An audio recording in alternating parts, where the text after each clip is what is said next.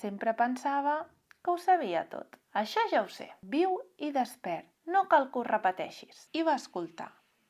Benvinguts! Soc l'Anna de Santiago. Avui descobrirem el conte del Pau i l'art d'escoltar. M'acompanyeu?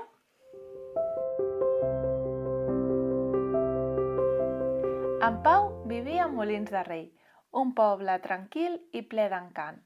La seva casa, de color terracota, estava a prop del riu Llobregat, un lloc on sovint anava amb el seu pare a fer passejades en bicicleta.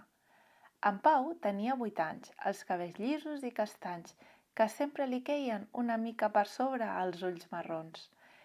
Observaven el món amb una barreja de curiositat i tossuderia. Era un nen viu i despert, que sempre pensava que ho sabia tot. Quan els seus amics li explicaven alguna cosa nova, en Pau acostumava a interrompre. Això ja ho sé. Quan la mestra de l'escola explicava un tema nou, en Pau deixava de prestar atenció. Ja ho sé, no cal que ho repeteixis, pensava mentre dibuixava al marge del quadern. I a casa, si la seva mare o el seu pare li deien alguna cosa, sempre deia «No cal, jo ja ho sé». Però, malgrat dir-ho tant, en Pau no sempre aconseguia fer-ho tot bé.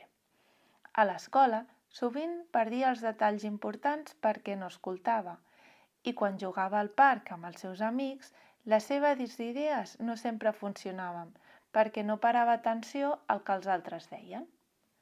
Però ell no ho veia així.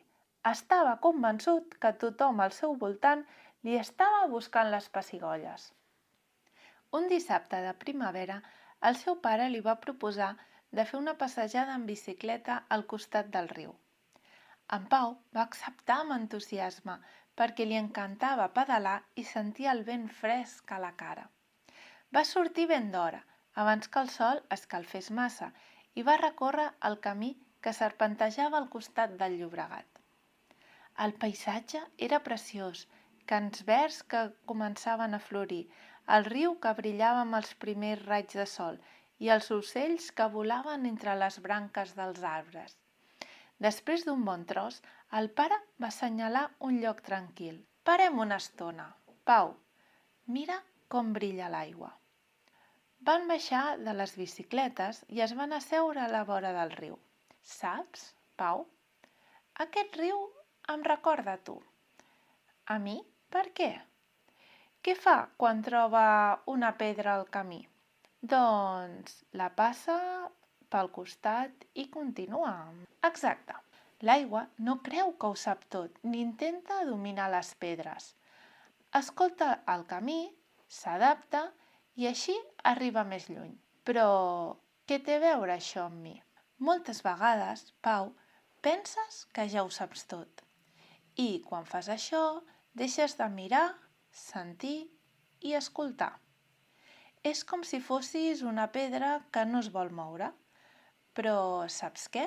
Si escoltessis una mica, aprendries coses noves que et podrien ajudar a arribar molt més lluny.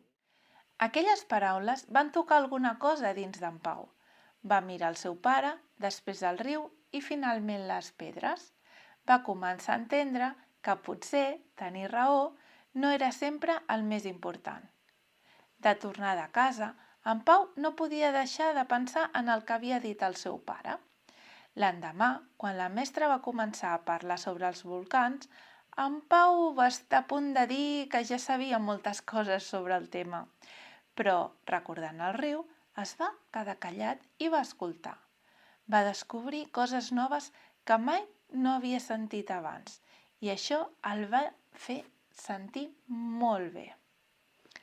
El dilluns següent, a l'escola, quan la mestra va començar una lliçó sobre les estrelles, en Pau estava a punt de pensar «Això ja ho sé, sempre parlen de les estrelles».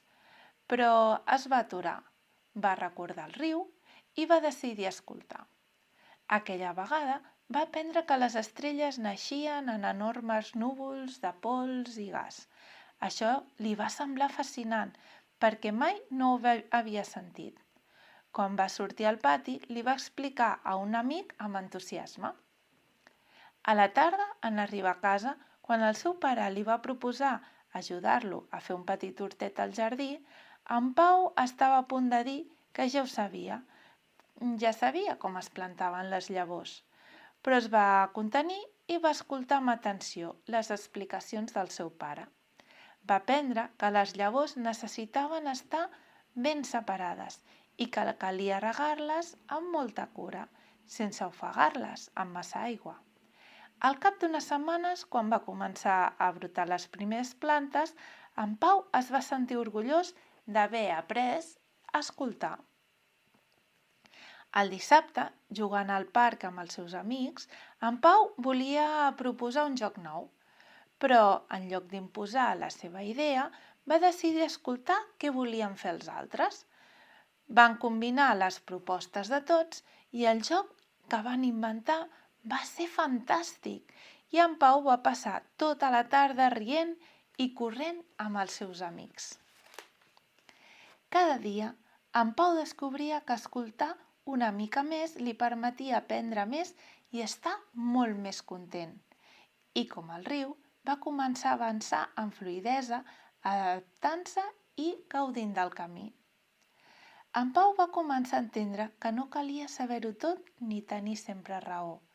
Escoltar, aprendre i deixar-se sorprendre era molt més divertit i enriquidor. I així, en Pau va descobrir que, com més escoltava, més aprenia i creixia. I és així com aquest conte arriba a la seva fi. Moltes gràcies i fins la propera!